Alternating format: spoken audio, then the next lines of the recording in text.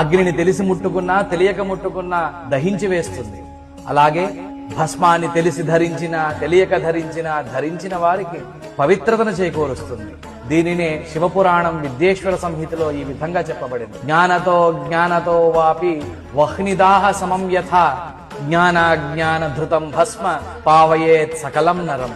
అలాగే యాని తీర్థాని లోకేస్మిన్ గంగాద్యా సరితశ్చయాః స్నాతో భవతి సర్వత్ర లలాటే యస్త్రిపుండ్రధృత్.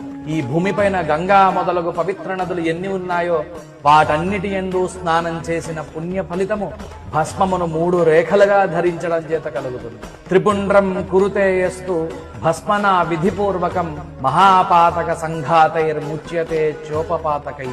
విధిపూర్వకముగా 3 రేఖలుగా భస్మాన్ని నుదుటి మీద ధరించడం వల్ల పంచమహాపాతకములు మరియు మనం తెలిసి తెలియక చేసిన పాపములన్నిటి నుండి పవిత్రత చేకూరుతుంది.